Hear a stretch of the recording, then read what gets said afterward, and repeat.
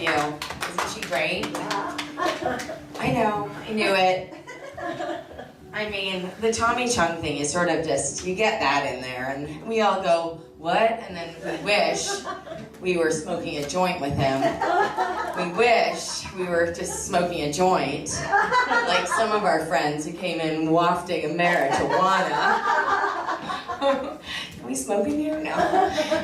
Thank you, Precious. That was great. It was so funny, and I can't wait to watch. And I promise I will not tweet anything. I've learned my lesson. Don't you? I'll get sued.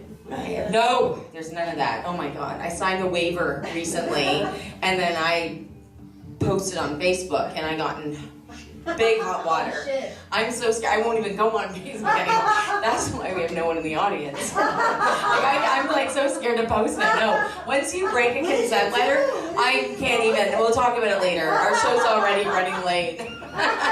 And we've only had one person up. And we've got 5 minutes. All right, let's get up our next guest. I'm not joking. I'm joking, but I am not joking. No, I did a bad thing.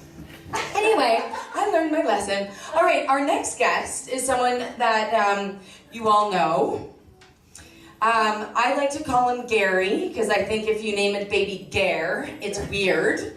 But anyway, apparently his parents are weird, because Gare Joyce is in the house, performing for his daughter, Ellen, who's here, which is a great name for a baby. Gare. Why? Not your fault, I know. Come on up, Gare. Despite to my Chester. Despite to my Chester. My brother from another mother and father. And he has props, everybody. All kinds of props. Wow. I love props. have no act and lots of props. Oh, the best. So, Precious, you were on Family Feud with an NBA player. What are the odds you're on Family Feud with someone who smokes more dope than your father? Is it true? We had another audience member come in, so I'm moving even farther down the list. No Look way. now for people. Oh, yay. I brought him too. I am so dependent on technology in this set that it could go sideways so quickly. Okay. Am I the only person who watches the Charlie Brown Christmas special in March or July? No. Here I go to the technology. TikTok. Oh, that's a big password. Don't forget the capital. Moses. She writes on too. Fred Skinner. Right.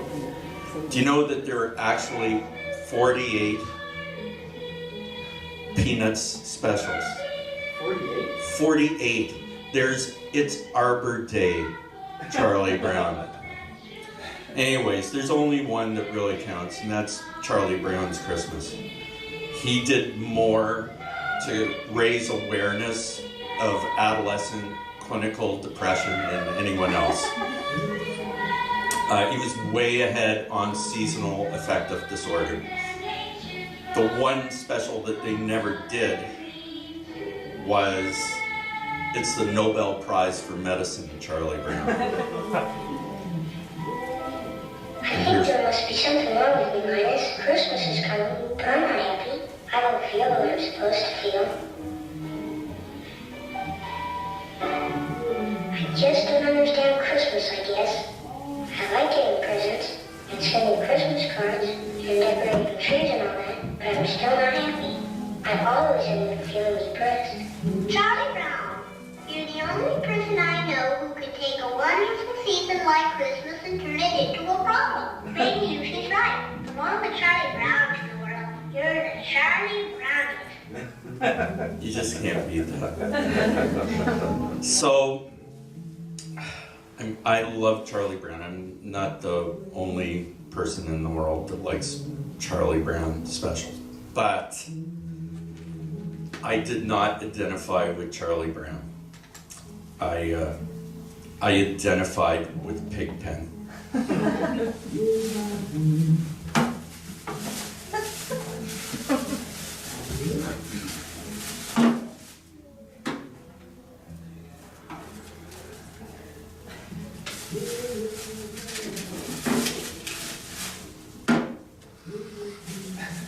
The Dirty Snowman. Pigpen was a one-joke character, really. Charles Schultz hated drawing him. His least favorite character of all. Blue Jays. Strips. It's the B cup.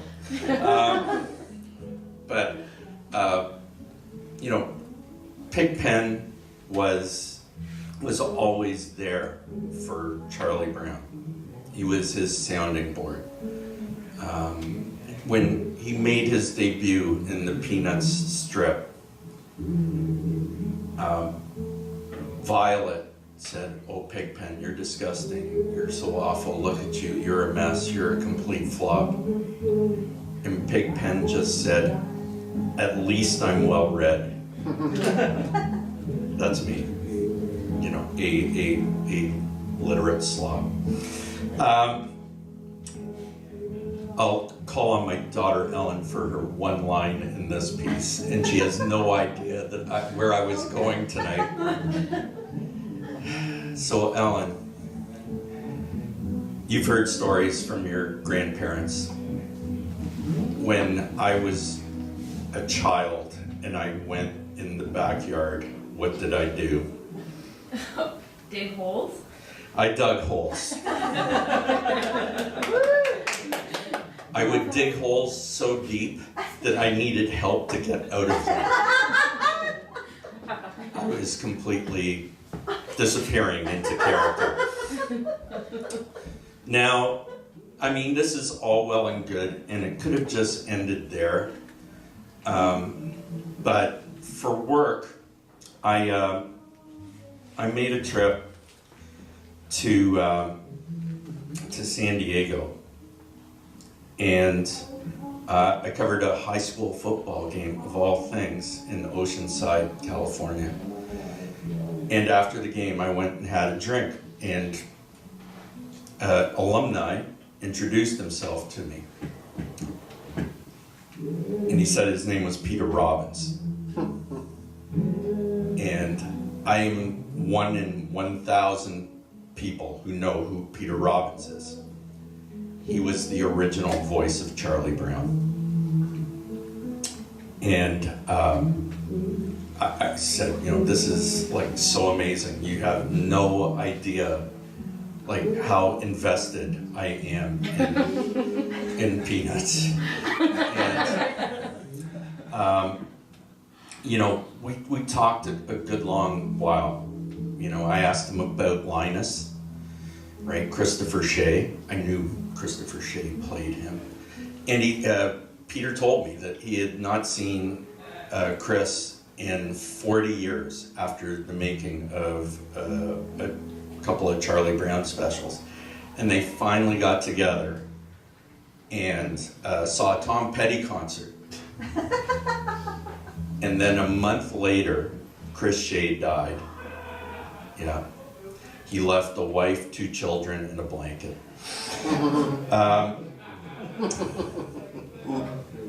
Anyways, Peter and I hit it off.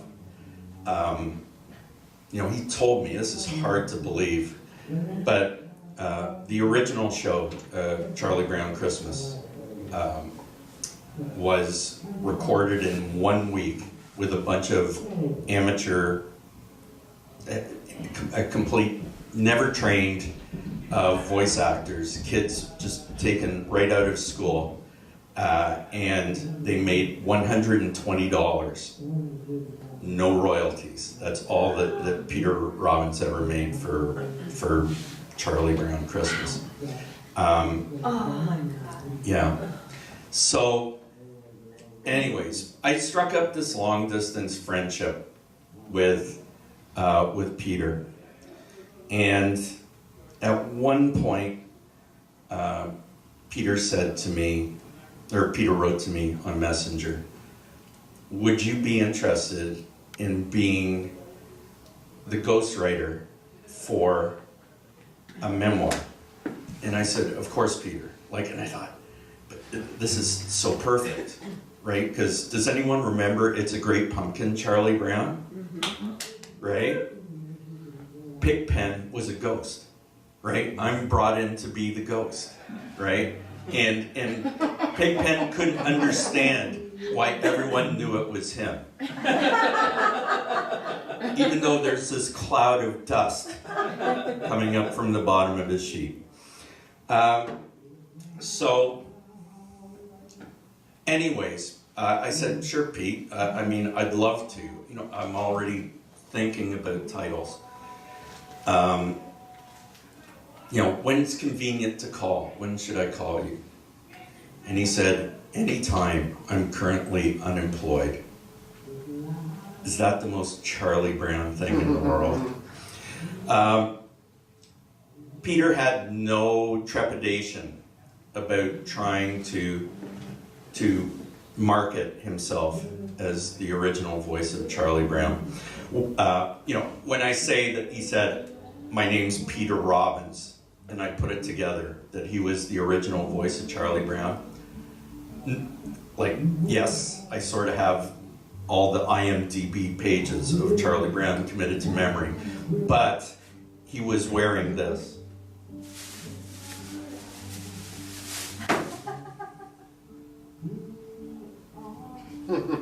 He wears a shirt like this around.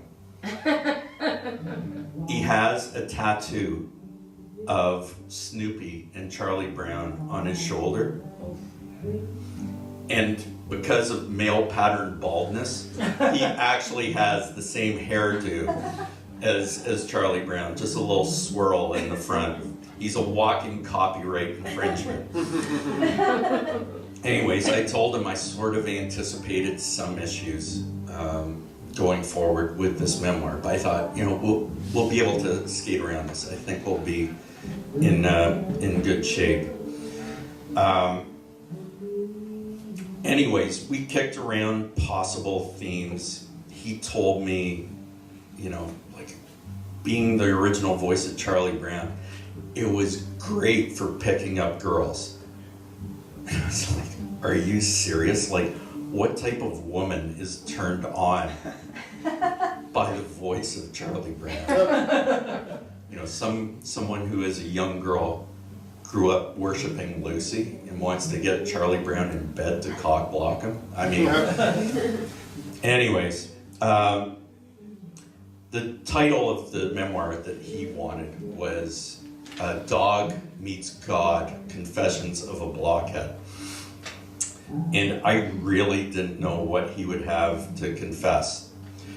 Other than trying to use the highlight of your life, your grade school years, to cash in and cash out. But anyways, we did not get a memoir off the page. I pitched it. It's more of a magazine story. Maybe it's a comedy bit, although tonight I'm not really sure. But what ultimately really did it in, I didn't mention this, but Peter was bipolar and schizophrenic. So he was charged and pleaded out to issuing death threats to his ex-wife and the surgeon who was doing her breast implants. And anyways, this is the original voice of Charlie Brown. Oh.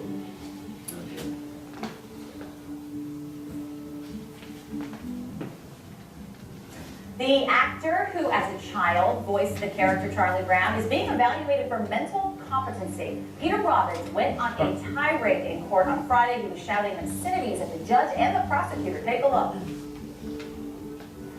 I'm withdrawing my guilty plea. Good luck on that, Mr. Brown. Good luck to you. I hope you drop dead of a heart attack. My goodness. Anyways, if that bitch Lucy had just let him kick the football one time. Anyways, that's the end of my story. That's a good story. Original Charles Schultz artwork. Oh my god. It's like show and share. Oh my gosh, you knew. Show and share. It's like the stage is now like a lawn sale. Now I'm gonna clean up this stage Yes. and bring on our next act. Enough of that. A very good friend of the show, friend of mine, the brother I never had. He is not a Canadian, but he has extended his status here when it was hanging in the balance. And we're much relieved that he's going to be able to stay here almost indefinitely. Ladies and gentlemen, please give it up. A year and a half. Okay, well, give it up for my friend Dan Donnelly. Thank you.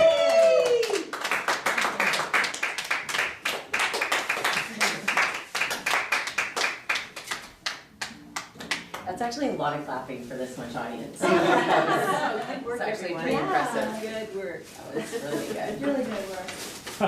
Thanks, Kim Gare, for is this on? No. Can you use the other one? I guess I will use it. Sound guy's got the water. Yeah. No, he's still there. Alright. Garrett put him to sleep. So, thanks again, Garrett, for giving away one of the twists in my stories in the introduction. No. That's always really helpful. Is somebody gonna sweep the stage, by the way, after that?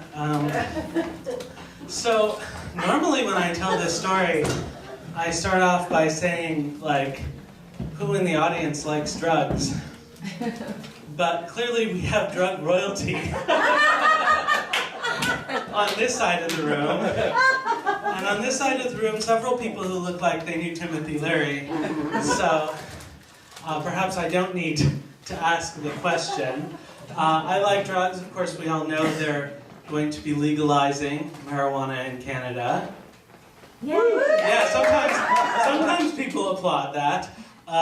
I don't know, I'm not all that excited. I mean, my neighborhood had 3 dispensaries before we had an LCBO, so I'm not quite sure what the big deal is about that. I might be more excited if I could smoke weed. I am one of the very rare, apparently, people who just cannot tolerate it. I have some kind of allergy. It makes me profoundly sick and paranoid, and it's very unpleasant, and believe me, I have tried it every possible way, so don't come up to me after the show asking, have you had gummy bears? Because yes, I have had gummy bears, and it was not a pleasant experience. And one thing that really bothers me is sort of the hypocrisy of weed legalization activists. They have no solidarity for other drug users who they are just happy to throw under the bus to say, oh, well, weed is so much safer. You know, what's it to you, guys, if I prefer to stick to 100% organic, all-natural opium? It's just a plant, man. How could something that grows naturally in the ground be bad for you? Look, I don't advise other people to take opiates or painkillers. There's a reason it's a crisis right now, primarily that it's so good it eventually ruins your life. And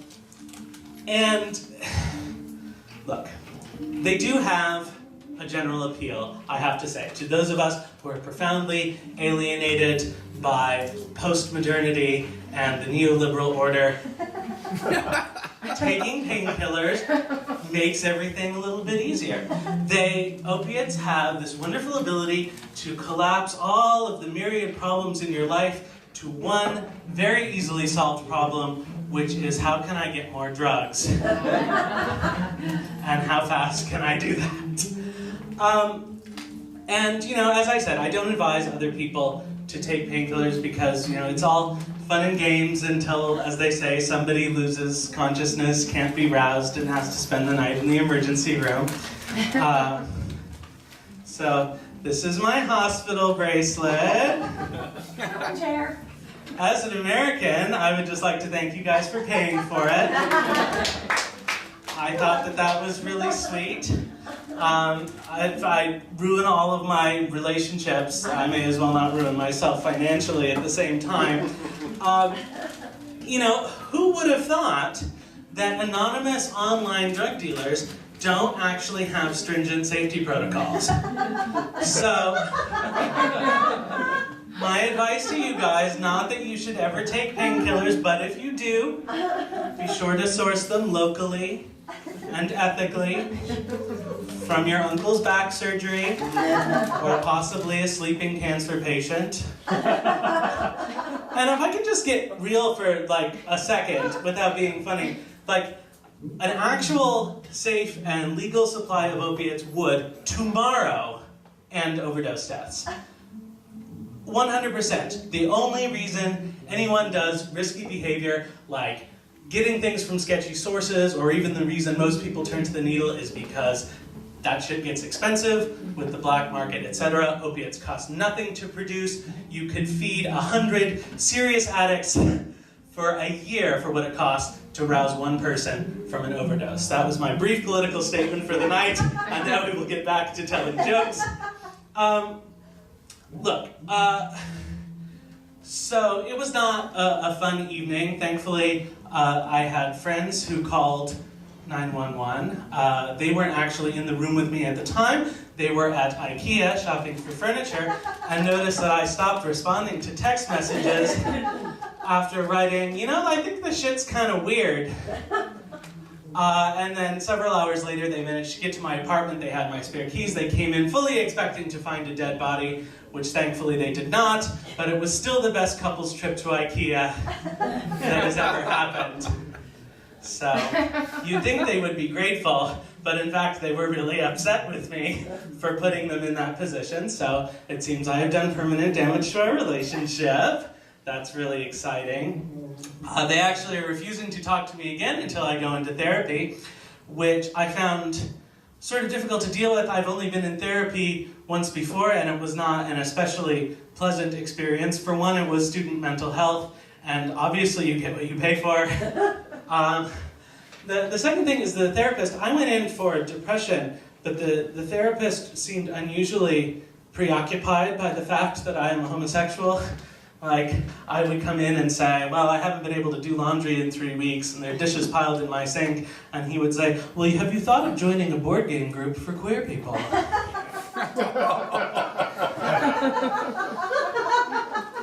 As if it would solve my problems.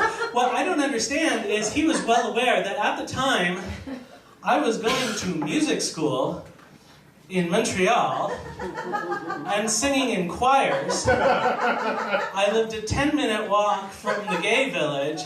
My life did not lack for gay people. My life had more gay men in it than Bruce MacArthur's backyard.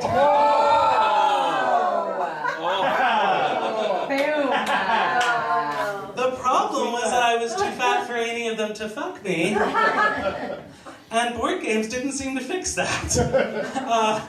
So, look, without a safe supply of drugs, I have had to quit temporarily, because it's always temporary, whether you want it to be or not. And here's one thing. People say that quitting smoking is harder than quitting painkillers, to which I say, fuck you, no it isn't. 12 hours after your last cigarette, you are not licking all of the ashtrays in your house, hoping that it will stop you from shitting yourself long enough to vomit in a clean toilet. It's just not the way it works. And, you know, the worst part about quitting is actually just being sober. Guys, did you know how long days are if you don't have any drugs? Like, Churchill, among things like starving Indians and committing mass slaughters, was famous for saying once that I feel sorry for teetotalers because when they get up in the morning, that's the best they're going to feel all day. And man, is that depressing when you're involuntarily sober. It also means you're sort of taking stock of your life at a time when you really shouldn't be because you're there in the aftermath of all of this damage you have done. Like, you're sitting there thinking to yourself, well, maybe for the past 3 years spending every day on the couch watching reruns of The Golden Girls was not successful adulthood, and it's time to make a change. So I'm going to try switching to Roseanne and see if that helps. Let's see, where am I? But even worse than that, even worse than sort of the immediate symptoms of withdrawal is something called PAWS, post-acute withdrawal syndrome, which is that several months after you quit, you have what is essentially a persistent depression and inability to experience pleasure, which is not a lot of fun. But I had heard, as many of you may have, that psychedelics are actually very helpful at relieving symptoms of depression.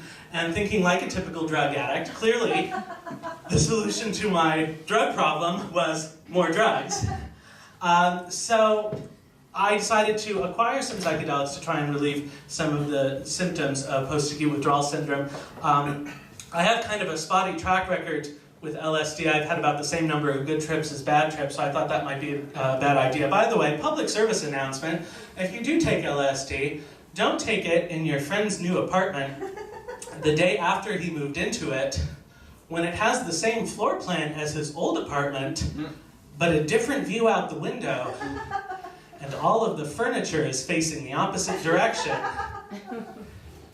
And especially don't do it on a holiday, because when watching the Aristocats significantly freaks you out and you have to go home to be in a comfortable space, your street hasn't mysteriously turned into a street carnival, because that can be a profoundly unsettling experience.